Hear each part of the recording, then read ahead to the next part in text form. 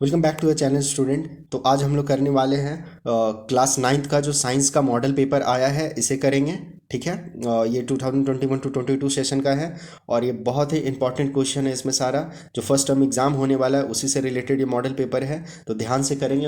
हो सकता है इसी से क्वेश्चन भी दिया रहे, बाकी इसी पैटर्न पे क्वेश्चन होगा, ये भी ध्यान में रखना है। और अब तक अगर चैनल को सब्सक्राइब नहीं है तो सब्सक्राइब करके बेल आइकन पे ऑल पे क्लिक ज़रूर कर ले। और साथ ही जो इंस्ट्रक्शन यहाँ देख सकते हैं कि आपका जो इंस्ट्रक्शन है कि 40 क्वेश्चन है और 40 मार्क्स दिया जाएगा। ठीक है, तो चलिए फटाफट रेडी हो जाते हैं, क्वेश्चन करते हैं। और हाँ, आप ध्यान देंगे कि जिनके पास ये कर लीजिएगा, आप कॉपी ले लीजिएगा, कॉपी में क्वेश्चन आंसर को लिख लीजिएगा, बहुत बढ़िया रहेगा। ठीक है, तो आपका फर्स्ट क्वेश्चन जो है कि निम्न में से कौन सदिश नहीं है, सदिश दैट मीन सदिश राशि नहीं है। तो देखिए यहाँ पे इसका आंसर आप चूज कर लीजिएगा डी नंबर। ठीक है। उसके बाद वेग परिवर्तन की दर को कहते हैं, तो वेग परिवर्तन की दर को क्या कहते हैं, तो त्वरण कहते हैं। उसके बाद तीसरा जो क्वेश्चन है कि चाल और वेग का मात्रक होता है, तो चाल और वेग का मात्रक क्या होता है। यहाँ ऑप्शन है मीटर प्रति सेकंड, मीटर पर सेकंड स्क्वायर, न्यूटन और न्यूटन मीटर स्क्वायर। तो यहाँ देखिएगा इसका आंसर हो जाएगा आपका ए नंबर, मीटर प्रति सेकंड। ठीक है। उसके बाद ऑडीमीटर मापता है। ऑडीमीटर क्या होता है, जो गाड़ी में लगा हुआ होता है, जिससे दूरी पता हम लोगों को चलता है कितना किलोमीटर पर आवर की स्पीड में चल रहे हैं, उसे ऑडीमीटर कहते हैं। तो ऑडीमीटर मापता क्या है, हमारा दूरी मापता है। उसके बाद डी नंबर चूज कर लीजिएगा। फिर क्वेश्चन नंबर 5 हम लोग देखेंगे। क्वेश्चन नंबर 5 है 20 मीटर प्रति सेकेंड का किलोमीटर पर आवर में मान होगा। तो इसको आप सॉल्व कर लेंगे, सॉल्व करके देखेंगे। आप चाहे तो इसका सिंपल सा तरीका है, आप इसको बनाना चाहते हैं अगर, तो देखिए 20 किलोमीटर प्रति सेकंड है, तो आप यहाँ पे ऐसे लिख सकते हैं 20। इसको आप मल्टीप्लाई करना होता है 18/5 से। ठीक है, 18/5 से। तो देखेंगे यहाँ पे क्रॉस डिवाइड हो जाएगा, 5 वन जा 5, 5 4 जा 20। और जब 4 को 18 से मल्टीप्लाई करेंगे तो हमारा आंसर आ जाएगा 72। ठीक है। तो इसमें जो ऑप्शन आप चूज़ करेंगे वो बी नंबर चूज़ कर लीजिएगा, 72 किलोमीटर पर आवर की स्पीड में। उसके बाद सिक्स क्वेश्चन जो है कि एक कार की चाल 15 मीटर दूरी तय करने में 18 किलोमीटर प्रति घंटे से 36 किलोमीटर प्रति घंटे हो जाती है, तो कार का त्वरण ज्ञात करना है। तो देखिए अगर यहाँ पे मैं सारा सॉल्व करूँगा तो थोड़ा टाइम लग जाएगा। अगर आप लोग चाहते हैं कि पूरा सॉल्व करके वीडियो चाहिए तो आप एक बार कमेंट कर देंगे। फिलहाल मैं यहाँ पे आंसर को बता देता हूँ। ठीक है। तो इसका जो 6 नंबर है इसका आंसर हो जाएगा ये 2.5 मीटर पर सेकेंड स्क्वायर। ठीक है। उसके बाद सेवन्थ नंबर जो क्वेश्चन है कि बल का एसआई मात्रक क्या होता है, तो बल का एसआई मात्रक देखिए न्यूटन होता है, पढ़े होंगे। ये बहुत ही इजी क्वेश्चन है।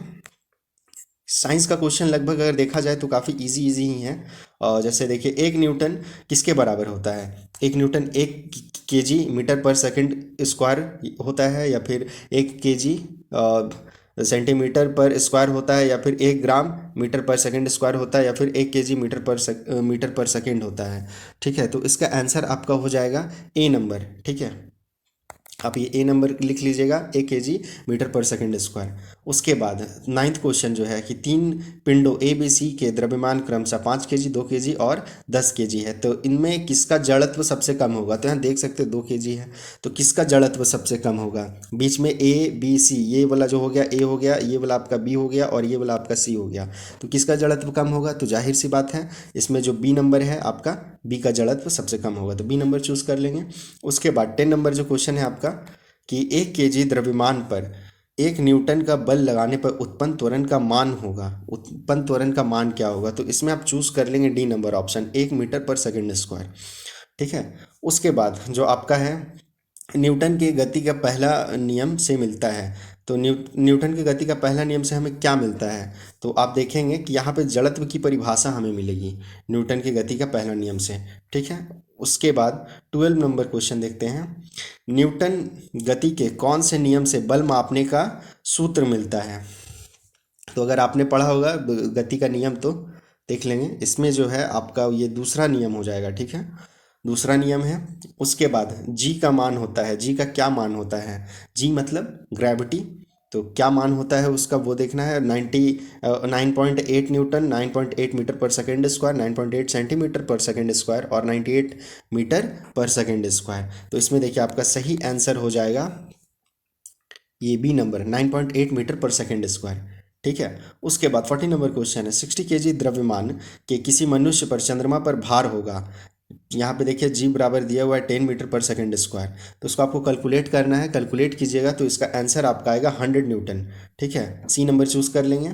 उसके बाद ये सारा क्वेश्चन फिजिक्स का क्वेश्चन था, भौतिक विज्ञान का। अब देखिए कुछ केमिस्ट्री का, रसायन विज्ञान का क्वेश्चन है। शरबत बनाते समय पानी में चीनी मिलाने पर चीनी पानी में मिल जाता है, यह पदार्थ के कणों के किस गुण को दर्शाता है? तो ये पदार्थ का कौन सा गुण है? तो ए नंबर देखिए, पदार्थ के कणों के बीच रिक्त स्थान होते हैं। तो देखिए पदार्थ के कणों के बीच रिक्त स्थान होते हैं तभी वो एक दूसरे में मिल जाते हैं, तो इसका आंसर ए नंबर ही हो जाएगा। 60 नंबर क्वेश्चन है कि निम्नलिखित में से कौन पदार्थ का उदाहरण है? यहाँ फर्स्ट विचार, सेकंड शीत, थर्ड शीतल पेय और फोर्थ स्नेह। तो इसमें देखिए आपका जो आंसर हो जाएगा वो सी नंबर चूज कीजिएगा, शीतल पेय पदार्थ का उदाहरण है। फिर 70 नंबर क्वेश्चन है कि दो विभिन्न पदार्थों के कणों का स्वतः मिलना कहलाता है। दो विभिन्न पदार्थ जब एक दूसरे में मिक्स हो जाते हैं, जैसे ऊपर ही देखे शरबत और पानी, यहाँ पे जो शरबत बनाने समय पानी चीनी ये मिक्स हो रहा है, तो यहाँ पे ये जो क्वेश्चन है 17 की, दो पदार्थ के कणों का स्वतः मिलना क्या कहलाएगा? तो ये विसरण कहलाएगा। ठीक है, विसरण एक दूसरे से मिल जाता है, तो ए नंबर चूज कर लेंगे। उसके बाद 18 नंबर आपका क्वेश्चन है, किसी तत्व की द्रव्यमान प्रति इकाई आयतन को क्या कहते हैं? किसी तत्व की द्रव्यमान प्रति इकाई आयतन को क्या कहते हैं? तो इसका आंसर आप लिख लेंगे घनत्व। ठीक है, ए नंबर। उसके बाद 19 नंबर क्वेश्चन देखते हैं, 2 ग्राम हाइड्रोजन 16 ग्राम ऑक्सीजन के साथ मिलकर 18 ग्राम जल का निर्माण करता है, यह किस नियम को प्रदर्शित करता है? तो आपका यहाँ पे देखिए फर्स्ट ऑप्शन जो है द्रव्यमान संरक्षण का नियम, तो यही होगा आपका फर्स्ट आंसर। यहाँ देखिए 2 ग्राम हाइड्रोजन था, 16 ग्राम ऑक्सीजन था, 16 2 18 ग्राम मिलकर जल बना। तो यहाँ पे जो दोनों का द्रव्यमान है वो संरक्षित रहा, बदला नहीं, इसीलिए। ठीक है, फर्स्ट हो गया, तो फर्स्ट वाला चूज कर लीजिएगा। उसके बाद 20 नंबर जो क्वेश्चन है, जल में हाइड्रोजन एवं ऑक्सीजन की द्रव्यमान का अनुपात सदैव 1:8 होता है, यह किस नियम को दर्शाता है? कौन सा नियम है? तो इसका आप आंसर लिख लेंगे बी नंबर, स्थिर अनुपात का नियम। ठीक है, उसके बाद 21 नंबर क्वेश्चन देखिए, परमाणु त्रिज्या को किस मात्रक से में नापते हैं? तो परमाणु त्रिज्या किस मात्रक में नापते हैं? तो आंसर इसका लिख लीजिएगा नैनोमीटर। ठीक है, नैनोमीटर, ए नंबर। उसके बाद 22 क्वेश्चन है कि परमाणु द्रव्यमान को किस इकाई में नापते हैं? इसका आप आंसर लिख लीजिएगा ये डी नंबर, यू। इसका फुल फॉर्म हो जाएगा यूनिफाइड एटॉमिक मास। ठीक है, तो इससे हम लोग परमाणु द्रव्यमान का इकाई को नापते हैं। उसके बाद 23 नंबर क्वेश्चन है कि किसी पदार्थ का सूक्ष्मतम कण जो स्वतंत्र रूप में रह सकता है क्या कहलाता है? तो यहाँ पे आप इसका आंसर ए लिखिएगा, परमाणु। उसके बाद 24 नंबर क्वेश्चन है कि जल की परमाणुकता कितनी है? तो जल की परमाणुकता ये याद रखिएगा सी नंबर है आंसर, मतलब 3। जल की परमाणुकता 3 होती है। ठीक है, उसके बाद आपका है 25 नंबर क्वेश्चन कि निम्नलिखित में से कौन से यौगिक परमाणुकता 5 है? तो एक मिनट, निम्नलिखित में से किस यौगिक की परमाणुकता 5 है? ये एक साथ लिखा हुआ है। ठीक है, तो परमाणुकता 5 किसकी होती है? तो आप ध्यान देंगे ये सी नंबर में कैल्शियम कार्बोनेट। ठीक है, सी नंबर ऑप्शन को चूज करेंगे, कैल्शियम कार्बोनेट का परमाणुकता 5 होता है। उसके बाद 26 नंबर है कि कैल्शियम हाइड्रोक्साइड का सूत्र बताना है। ठीक है, ये बहुत इंपॉर्टेंट क्वेश्चन है, 10 क्लास में भी ऐसा क्वेश्चन रहता है। कैल्शियम हाइड्रोक्साइड CaOH का होल 2, इसको इस तरह से पढ़ेंगे। ठीक है, उसके बाद 27 नंबर में कि नाइट्रिक अम्ल का आणविक द्रव्यमान ज्ञात कीजिए। नाइट्रिक अम्ल का आणविक द्रव्यमान कितना होता है? तो नाइट्रिक अम्ल का आणविक द्रव्यमान 63 होता है। ठीक है, इसे याद रखेंगे। उसके बाद देखिए 28 नंबर क्वेश्चन बहुत ही इजी है, ये आपने 8 क्लास में पढ़ा होगा कि कोशिका की खोज किसने की थी?